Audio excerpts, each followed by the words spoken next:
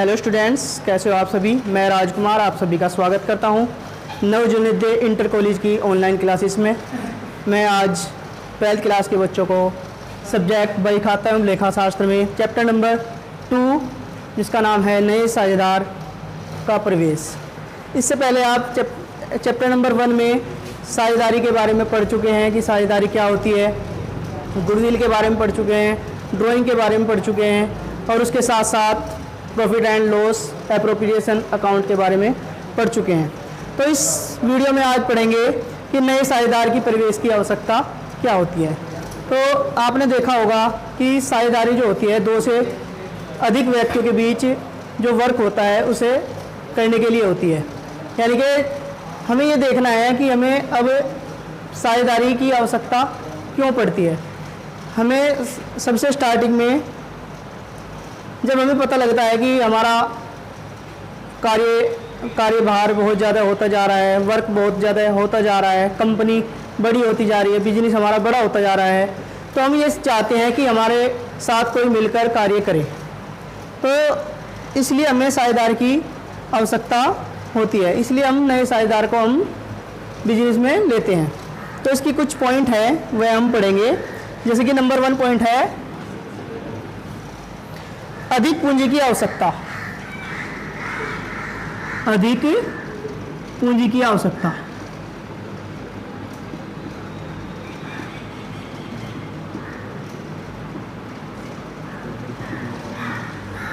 जब हमें लगता है कि बिजनेस में हमें कुछ बड़ा करना है तो पूंजी की हमें ज़्यादा आवश्यकता है, तो हम ऐसे साझेदार को अपनी ओर मिलाने की कोशिश करते हैं जिससे कि हमें पूंजी मिल जाए और हमारी पूंजी बढ़ जाए और हम ज़्यादा से ज़्यादा प्रोडक्ट का निर्माण कर सकें और हम नए साझेदार को प्रवेश देकर हम अपनी हर प्रॉब्लम का सॉल्यूशन निकाल सकें। दूसरे नंबर पर है हमें क्यों ज़रूरत पड़ती है, यदि हमें योग्य कोई व्यक्ति चाहिए कि हमें यदि योग्यता मिल जाए जिससे कि हम आगे चलकर हम अपने बिजनेस को बढ़ा सकें, यानी कि योग्य कुशल व्यक्ति की आवश्यकता। योग्य एवं कुशल व्यक्ति की आवश्यकता। यदि हमें ऐसे व्यक्ति की आवश्यकता है कि जो योग्य है, अगर इस बिजनेस में कोई बढ़ोतरी कर सकता है तो हम उसे शामिल करते हैं। और उसके साथ साथ प्रसिद्ध एवं प्रभावशाली व्यक्ति। नंबर 3 पर प्रसिद्ध एवं प्रभावशाली व्यक्ति। प्रसिद्ध व्यक्ति इसका मतलब है कि कोई व्यक्ति प्रसिद्ध होता है जिसके हमारे व्यापार में आने से हमारे व्यापार में वृद्धि हो सकती है, हमारे व्यापार का लाभ ज़्यादा हो सकता है। इसलिए हम किसी प्रसिद्ध व्यक्ति या प्रभावशाली व्यक्ति को हम अपने बिजनेस में शामिल कर सकते हैं, अपनी साझेदारी में उसे ला सकते हैं। नंबर 4 किसी वृद्ध साझेदार के अवकाश ग्रहण। किसी वृद्ध साझेदार का अवकाश ग्रहण या मृत्यु। यदि हमें ये लगता है कि बिजनेस में कोई साझेदारी चल रही है और हमें ये लगता है कि कोई साझेदार जो उसमें वृद्ध हो चुका है वो छोड़ने वाला है या किसी साझेदार की मृत्यु हो गई है, तो भी हमें साझेदारी में किसी अन्य साझेदार की आवश्यकता होती है। ऐसे ही किसी पुराने अनुभवी एवं कुशल प्रबंधक को प्रोत्साहन देने में। नंबर 5 किसी पुराने अनुभवी प्रबंधक को प्रोत्साहन देने में। कभी कभी ये लगता है कि जो पहले से ही साझेदारी बिजनेस में साझेदार है और वो कुछ अन्य कार्य भी कर सकता है, उसे काफ़ी अनुभव हो चुका है, इसके अलावा हमें कोई नया साझेदार चाहिए तो हम इससे कुछ नया काम भी ले सकते हैं। तो इसलिए ये ज़रूरत पड़ जाती है कि हम नए साझेदार को इस पार्टनरशिप में हिस्सा दें। तो यह थे हमारे साझेदार के प्रवेश लेने के कारण कि अधिक पूंजी की आवश्यकता होती है तो किसी साझेदार को हम प्रवेश दे सकते हैं। योग्य एवं कुशल व्यक्ति की आवश्यकता के लिए, प्रसिद्ध व्यक्ति को प्रभावशाली व्यक्तित्व के लिए, या किसी वृद्ध साझेदार का अवकाश ग्रहण या मृत्यु के लिए, और या किसी पुराने अनुभवी प्रबंधक को प्रोत्साहन देने के लिए। अब ये देखते हैं कि यदि हम साझेदार रख लेते हैं तो उसकी क्या स्थिति बनेगी, क्या उसे हक मिलेगा। तो उसे कहते हैं वैधानिक स्थिति। वैधानिक स्थिति, वैधानिक स्थिति। इस स्थिति में क्या है कि साझेदार यदि प्रवेश लेगा तो उसे क्या क्या चीजें मिलेंगी। कोई भी नया साझेदार सभी साझेदारों की सहमति से ही साझेदार बन सकता है। कोई भी नया साझेदार पुराने साझेदारों की अनुमति से ही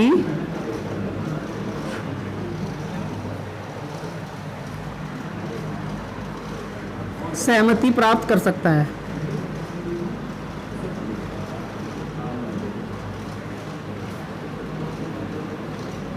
यदि पुराना साझेदार कोई भी ऐसा होगा कि वह इच्छुक नहीं है नए साझेदार को प्रवेश लेने में, तो नया साझेदार साझेदारी में प्रवेश नहीं ले सकता। नंबर 2, प्रवेश के पूर्व फर्म के कार्य व दायित्व। नंबर 2 है प्रवेश के पूर्व फर्म व दायित्व में साझेदार का लिखित संलेख। यानी कि यदि पूर्व कोई दायित्व है फर्म के तो संलेख में यदि लिखा जाएगा तभी वह उसमें पूर्व दायित्व को देने के लिए एग्री हो सकता है। अब हम देखते हैं कि नए साझेदार का क्या क्या अधिकार है। नए साझेदार के अधिकार,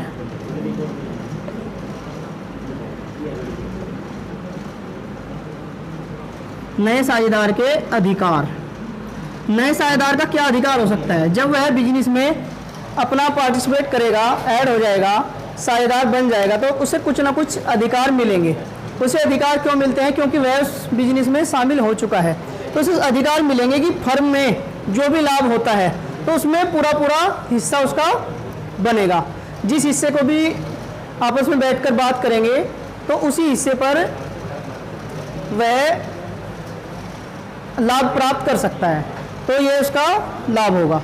अब ये देखते हैं कि जो नया साझेदार आता है, नया साझेदार किस प्रकार अपने लाभ हानि को विभाजित करता है।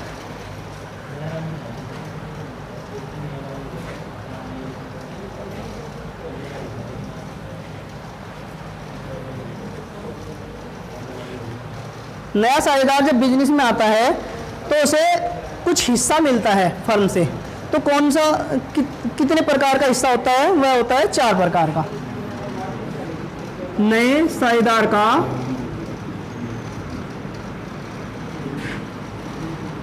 साझेदारी में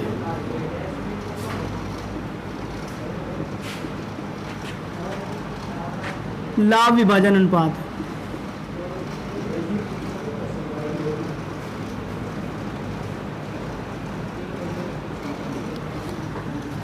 किस स्थिति में होगा? इसके ये 4 प्रकार से लाभ प्राप्त कर सकता है। नंबर 1,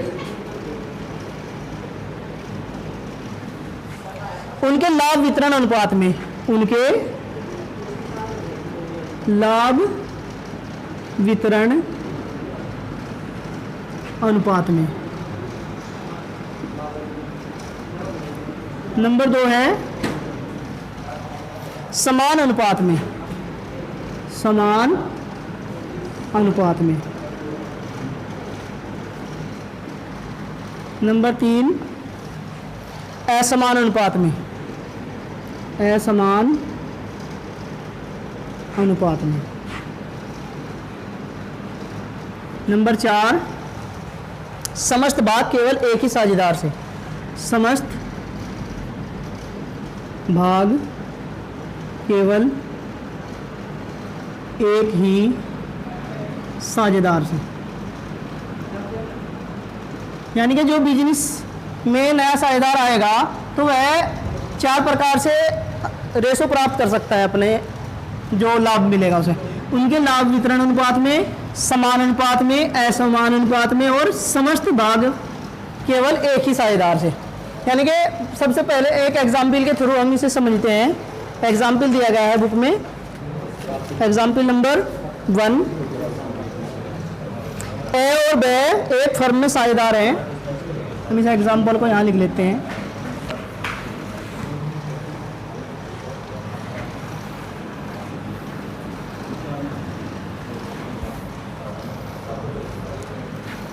एग्जाम्पल नंबर 1 है ये, ए एवं बे एक फर्म में साझेदार हैं, एक फर्म में साझेदार हैं तथा 3:2 के अनुपात में लाभ वितरण करते हैं। 3:2 के अनुपात में लाभ वितरण करते हैं।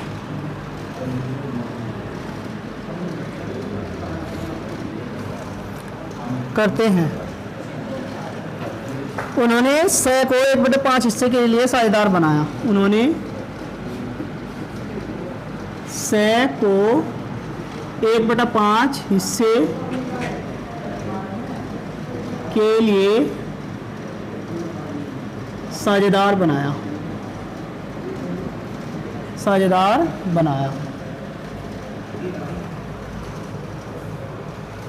उपयुक्त सभी स्थितियों में साझेदार का नया लाभ वितरण अनुपात ज्ञात कीजिए। तो इस स्थितियों में हमें, चारों स्थितियों में हमें लाभ अनुपात बताना है। नंबर 1 स्थिति क्या है?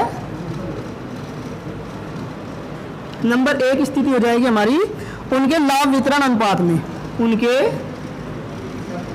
लाभ वितरण अनुपात में, लाभ वितरण अनुपात में। सबसे पहले हम देखते हैं कि पुराने जो साझेदार हैं उनका अनुपात क्या है? 3:1 है। तो हमें नए साझेदार को कितना अनुपात देना है? 1/5 देना है। 1/5 अनुपात नए साझेदार को देना है। तो हमें ये बताना है कि नए साझेदार का अनुपात पुराने साझेदार का अनुपात क्या होगा और टोटल जो रेशो इनका क्या होगा लाभ और हानि वितरण करने में। तो माना कुल भाग 1 है। कुल भाग कितना है? 1। 100 का भाग है 1/5। 100 का 1/5 भाग है। तो अब ये बताना है कि ए का और 100 का कितना होगा। ए का लाभ विभाजन अनुपात होगा। विभाजन अनुपात क्या हो सकता है? या ऐसे कह सकते हैं कुल बचा भाग। कुल भाग बचा है 1 में से 1/5 हम घटा देंगे। 1 में से 1/5 घटाकर आ जाएगा हमारा 4/5। 4/5 भाग आ जाएगा। तो 4/5 भाग को अब ए में और ब में हमें डिस्ट्रीब्यूट करना है। ए क्या है? ए का भाग हो जाएगा ए का नया लाभ हानि अनुपात। ए का कितना हो जाएगा? कुल अनुपात है हमारे पास 4/5 और ए का पहला कितना था? पहला जो अनुपात था 3/5 था। तो ये टोटल मिलाकर आ जाएगा 4 तिया 12 और 5 तिया 5 25। ए का जो नया अनुपात आएगा 12/25 आएगा। अब निकालना है हमें ब का नया लाभ हानि अनुपात। बै का नया लाभ हानि अनुपात क्या होगा? बै का अनुपात है 2/5, तो नया जो हो जाएगा वो हो जाएगा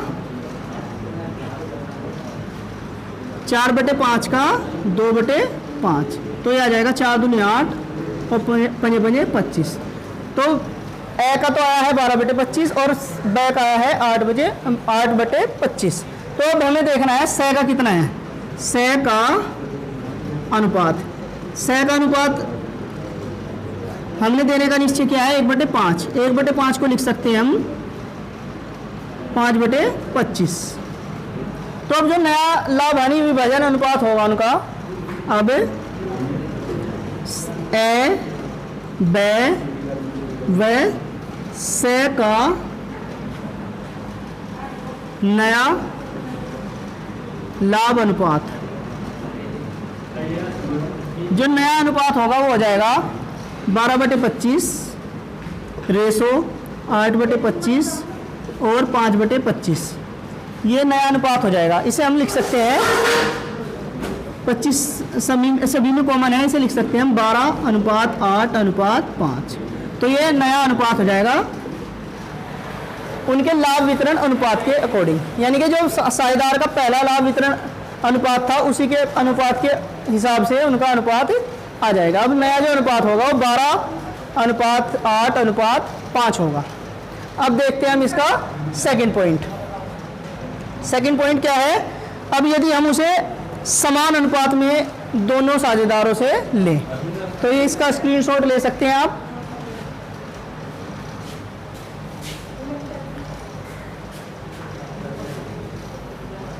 दूसरी स्थिति क्या बनेगी?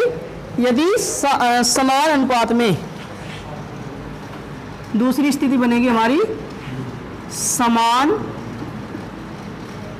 अनुपात में, ये बन जाएगी दूसरी स्थिति, यानी कि दोनों ही साझेदारों से ए से भी और बै से भी बराबर बराबर हिस्सा वह ले। तो माना कुल भाग तो एक है हमारा, माना कुल भाग एक है, तो दोनों ए का भाग क्या है? ए का भाग है 3/5 और बै का भाग है 2/5।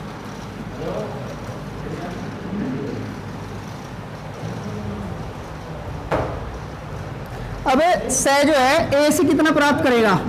सै ए से प्राप्त करेगा 1/2, यानी कि आधा हिस्सा तो इससे प्राप्त करेगा।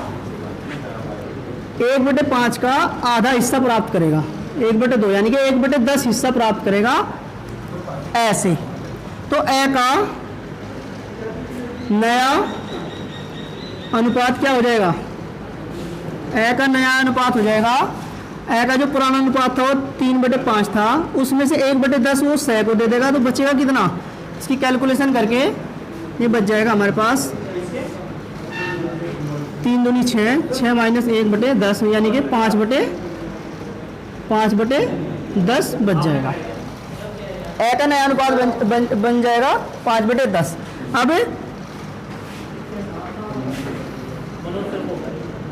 सै बै से प्राप्त करेगा, बै से कितना प्राप्त करेगा? बै से प्राप्त करेगा 1/5 हिस्से का 1/2, यानी कि 1/10 करेगा बै से प्राप्त। तो बै का नया अनुपात, बै का नया अनुपात, बै का जो नया अनुपात होगा वो हो जाएगा, सबसे पहला अनुपात कितना था? 2/5। 2/5 में से 1/10 हिस्सा वो सै को देगा, तो बचेगा कितना? इसकी कैलकुलेशन करेंगे 4, 3/10 आ जाएगा, यानी कि 2 से मल्टीप्लाई करके 4 हो जाएगा, 4 में से 1 गया 3, 3/10। तो ये हो जाएगा बै का नया अनुपात। अब सभी साझेदारों का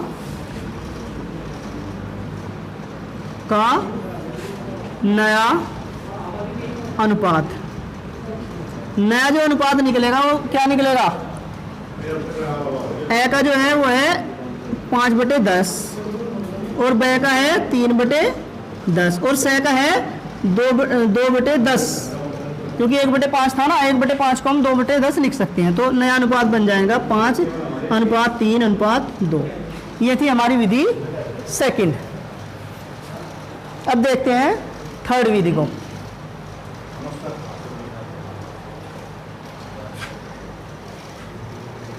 तीसरी स्थिति क्या होगी? जब अलग अलग साझेदारों से अलग अलग अनुपात में हिस्सेदारी लेता है नया साझेदार, असमान अनुपात में। तीसरी स्थिति हो जाएगी इसकी असमान अनुपात में। असमान अनुपात का मतलब है कि एक साझेदार से अलग हिस्सा लेगा, दूसरे साझेदार से अलग हिस्सा। इसे कह सकते हैं, यह कई प्रकार से हो सकता है। माना स 1/5 का 2/3 हिस्सा, माना स 1/5, माना स के हिस्से का 1/5 का 2/3 का 2/3 हिस्सा तो प्राप्त करते हैं ऐसे, यानी कि यह आ जाएगा मल्टीप्लाई करके 2/15 भाग से ऐसे प्राप्त करेगा, ऐसे प्राप्त करेगा। और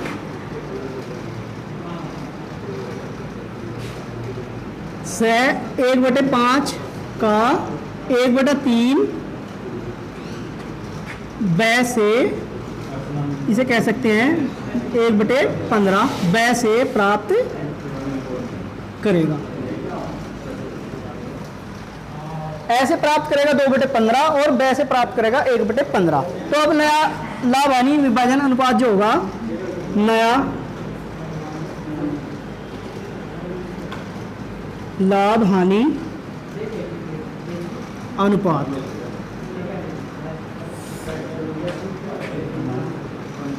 जो होगा, ए का जो अनुपात होगा, ए का नया अनुपात,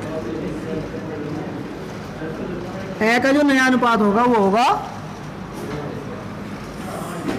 जो सबसे स्टार्टिंग का जो अनुपात था 3/5 था, 3/5 में से 2/15 वो स को दे देता है, तो बच जाएगा हमारा 5 या 15, 3 या 9 माइनस 2/15, ये आ जाएगा 7/15। जो ए का जो नया अनुपात होगा वो हो जाएगा 7/15।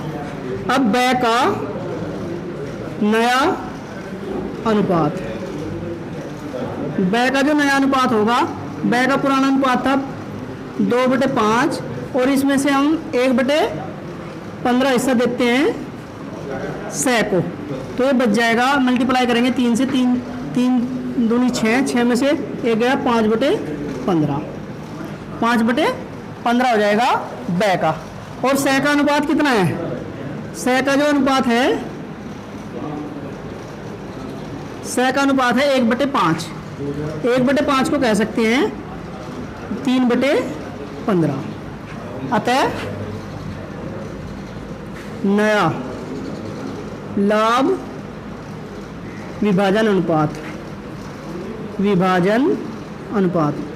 नया लाभ विभाजन अनुपात जो हो जाएगा इनका, वो हो जाएगा ए का जो हो जाएगा 7/15, ब का होगा 5/15 और स का होगा 3/15। इसे हम लिख सकते हैं 7:5:3। तो ये इसका आंसर हो जाएगा। ये था हमारा असमान अनुपात में हिस्सेदारी। तो अब देखते हैं लास्ट पॉइंट नंबर 4। समस्त भाग केवल एक ही साझेदार से, पूरा का पूरा भाग एक ही साझेदार से वह प्राप्त करेगा।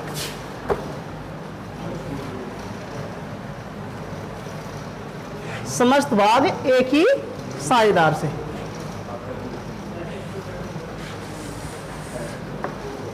नंबर 4 पॉइंट हो जाएगा समस्त भाग एक ही साझेदार से। समस्त भाग एक ही साझेदार से प्राप्त करेगा। तो इसमें एग्जाम्पल मान लेते हैं, माना से अपना भाग केवल ऐसे प्राप्त करता है, माना से अपना भाग केवल ऐसे प्राप्त करता है, प्राप्त करता है, ऐसे प्राप्त करेगा वो। तो से का पहला अनुपात कितना था, ए का अनुपात है, कितना है, ए का अनुपात है 3/5। और नया अनुपात क्या हो जाएगा, ए का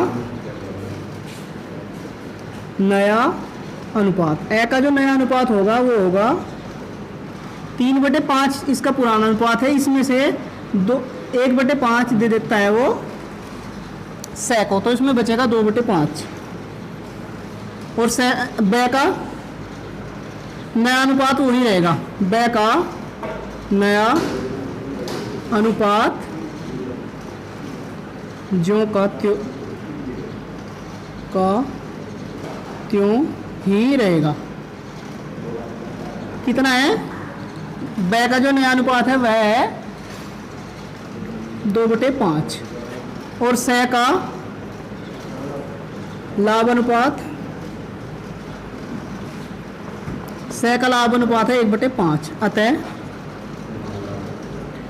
ए बे व से का नया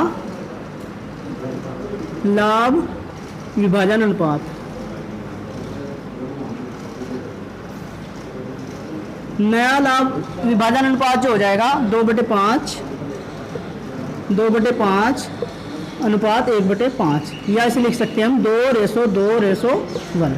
तो ये हमारा हो जाएगा आंसर। तो बच्चों ये थे हमारे 4 पॉइंट।